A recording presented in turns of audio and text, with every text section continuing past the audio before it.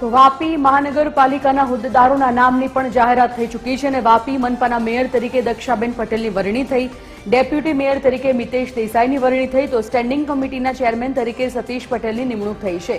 શાસક પક્ષના નેતા તરીકે ધર્મેશ પટેલની વરણી થઈને વાપી મહાનગરપાલિકાના દંડક બન્યા છે સુનીતા તિવારી.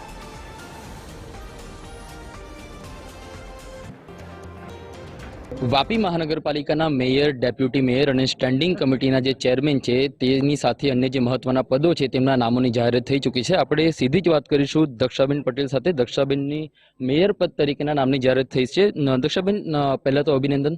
શું કહીશો, કઈ રીતના વાપીનો વિકાસ જોવા માંગો છો?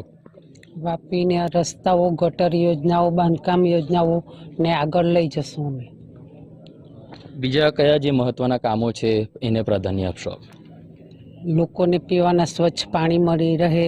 ડેપ્યુટી મેયર તરીકે મિતેશભાઈ દેસાઈની વરણી થઈ છે. મિતેશભાઈ, આપ અગાઉ પણ કોર્પોરેટર તરીકે રહી ચૂક્યા છો, ખૂબ બહોળો અનુભવ ધરાવો છો.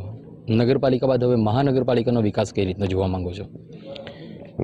વાપી નગરપાલિકામાંથી મહાનગરપાલિકા બની અને વાપીને ગુજરાત સરકારના કેબિનેટ મિનિસ્ટર શ્રી કનુભાઈ દેસાઈ નાણામંત્રી તરીકે મળ્યા છે.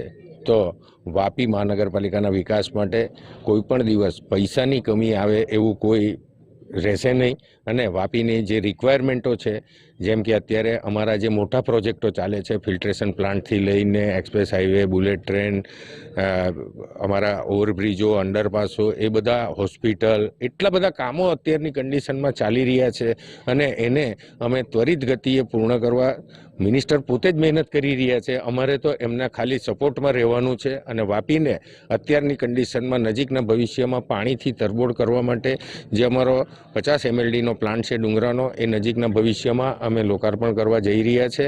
તો લોકોને વાપીની જે સૌથી મોટી સમસ્યા છે પાણીની, એ પૂર્ણ કરવા તરફ અમે ખૂબ જલ્દી આગળ વધી રહ્યા છીએ. તો સાથે જ વાપી મહાનગરપાલિકાના સ્ટેન્ડિંગ કમિટીના ચેરમેન તરીકે સતીશભાઈ પટેલની વરણી કરવામાં આવી છે. સતીશભાઈ, શું કહેશો, વાપીનો વિકાસ કઈ રીતના જોવા માંગો છો? વાપી આમ તો વિકાસ જે અત્યારે થઈ રહ્યો છે અને જે આપણે જોઈએ છે વાપીનો વિકાસ જે હમણાં છેલ્લા 5 વર્ષથી એ અવિરત વિકાસ છે જ. અને સાથે સાથે અત્યારે જે બધા વિકાસના કામ ચાલતા છે એ કામ છેલ્લા જોઈએ જ છે આપણે. જે રીતે માનનીય આપણા નાના મંત્રી અને શહેર વિકાસ મંત્રી બી છે અત્યારે, એમના દ્વારા જે રીતે અહીંયા ફંડ આપવામાં આવે છે દરેકે દરેક સિટીમાં આપવામાં આવે છે. અને ખાસ કરી વાપીના માટે એટલા માટે કહી શકીએ એ આપણા છે, અહીંથી જ ચૂંટાયેલા છે અને અમારા MLA છે, તો એ વિશેષ ધ્યાન રાખશે. અને અમે બધા જે રીતે કારોબારીને અમારી ટીમ છે આખી વાપી શહેરની, ડેપ્યુટી અમારા મેયર મિતેશભાઈ, મેયર અમારા દક્ષાબેન, આ બધી ટીમ અમારી સાથે લઈને વાપીને 2047નું આપણા નરેન્દ્ર મોદી સાહેબનું જે સપનું છે વિકસિત ભારતનું, અને જે રીતે ગુજરાત વિકસિત છે એ વિકસિતની સાથે સાથે વાપી બી અત્યારે જે વિકસિત થઈ રહ્યું છે એને અમે સાથે રહીને કામ કરીશું. અને લોકોની સમસ્યા જે છે, હવે સમસ્યા એટલી બધી નથી રહી અત્યારે. જે સમસ્યાઓ જે અત્યારે લોકો ફીડબેક મળશે એ પ્રમાણે અમે કામ કરતા રહીશું.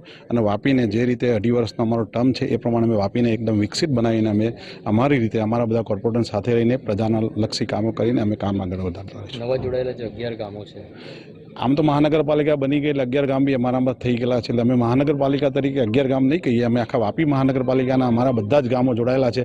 એમાં જે રીતે વિકાસશીલ કામ ચાલે છે એ આવી રીતે ચાલતા રહેશે.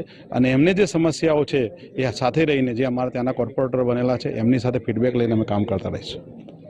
તો આ છે વાપી મહાનગરપાલિકાના સત્તાના સુકાની કે જેઓ જણાવી રહ્યા છે કે આવનારા દિવસોમાં વાપી શહેરની સાથે સાથે જે નવા જોડાયેલા ગામો છે તેનો પણ સર્વાંગી વિકાસ થાય તેવી બાહેંધરી આપી રહ્યા છે. રિતેશ પટેલ, TV 13, વાપી.